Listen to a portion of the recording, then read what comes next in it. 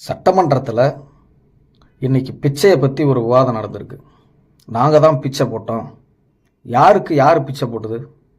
புரட்சியாளர் அம்பேத்கர் போட்ட பிச்சையில் தான் இந்த இந்தியாவே இயங்கிக்கிட்டு இருக்கு. புரட்சியாளர் அம்பேத்கர் போட்ட பிச்சையால் தான் உங்கள் தலைவர் கலைஞர் சிஎம், உங்கள் தலைவி ஜெயலலிதா சிஎம். இது அம்பேத்கர் போட்ட பிச்சை. நீங்கள் யாருக்கு பிச்சை போட்டீங்க? தமிழ்நாட்டில் ஆதி திராவிட மக்கள் தான் எல்லாருக்கும் பிச்சை போட்டுட்டு இருக்காங்க. இதுதான் உண்மை.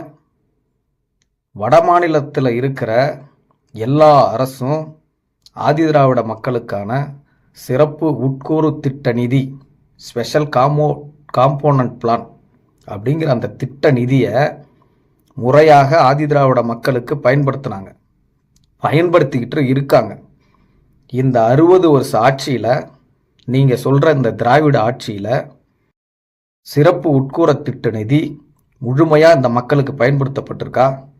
இந்த மக்களுக்கு ஒதுக்கப்பட்ட நிதியிலிருந்து எடுத்து தான் நீங்கள் இலவச டிவி, இலவச கிரைண்டர், இலவச மிக்சி, இன்னும் இலவசம்னு என்னென்னவோ யாராருக்கோ பிச்சை போட்டீங்க. இது ஆதி திராவிட மக்களுடைய பணத்தை எடுத்து ஆதி திராவிட மக்கள் போட்ட பிச்சையில் வாழ்ந்துட்டு இருந்தது இந்த தமிழ்நாடு. இந்த திராவிட அரசு ஆதி திராவிட மக்கள்கிட்ட பிச்சை எடுத்து இலவச திட்டங்களை போட்டது. இதுதான் உண்மை. பிச்சையை பற்றி யார் பேசுறது?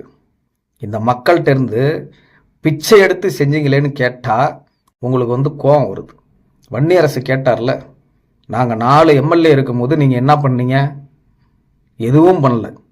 லாஸ்ட் வரைக்கும் சமத்துவம்னு வாயாலேயே பேசி வடை சுட்டு போயிட்டீங்க. நீங்கள் பண்ண ஆதிக்கம், ஆண்டத்தனம், நீங்கள் பண்ண குறுநில மன்னர்களான ஆட்சி, இதனால தான் மக்கள் உங்களுக்கு தகுந்த பாடத்தை கொடுத்துருக்காங்க. இனிமேலாவது திமுக அதிமுகலாம் திருந்துங்க. இன்னைக்கு இருக்கிற அரசு 8 அமைச்சர் கொடுத்துருக்காங்க. இன்னைக்கு நாங்கள் சிறப்பாக ஆதி திராவிட மக்களுக்கு செயல்பட்டுக்கிட்டு இருக்கோம். இன்றைக்கும் சென்னையில் 40% மக்கள் ஸ்லம்பில் தான் இருக்காங்க, ஆதி திராவிட மக்கள்னு சொல்கிறாருல்ல அமைச்சர் ஆதவ். அதுக்கே உங்களுக்கு கோபம் வருது? 100 நாள் இவங்க நடத்தின அந்த ஆட்சியை குறித்து கேள்வி. எவனுமே சேர்லேயே உட்கார மாட்டேறீங்க, ஏந்து நின்றுக்கிட்டே இருக்கீங்க. ரவுடி பசங்க மாதிரி. ரவுடி பசங்களா நீங்கள்? சட்டமன்றத்தில் ரவுடி வேலையா பண்ண போனீங்க? நின்றுக்கிட்டே இருக்கீங்க. 70 வருஷமாக உங்கள்கிட்ட நாங்கள் நின்றுக்கிட்டே இருந்தோம்ல, எங்களுக்கு எவ்வளோ வலிச்சிருக்கோம்.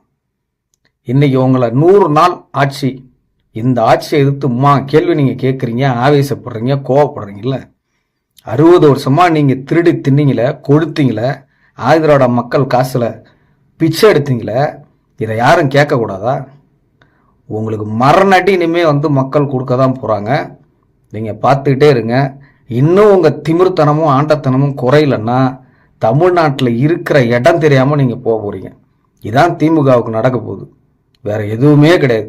சட்டமன்றத்தில் நடக்கிற எல்லா நிகழ்ச்சியும், நீங்கள் ஆட்டுற ஆட்டத்தை, நீங்கள் பண்ணுற அட்டுழியத்தை மக்கள் நேரடியாக பார்க்கணும் தான் முதல்வர் ஜோசப் விஜய் நேரடியாக போட்டு காட்டுறாரு.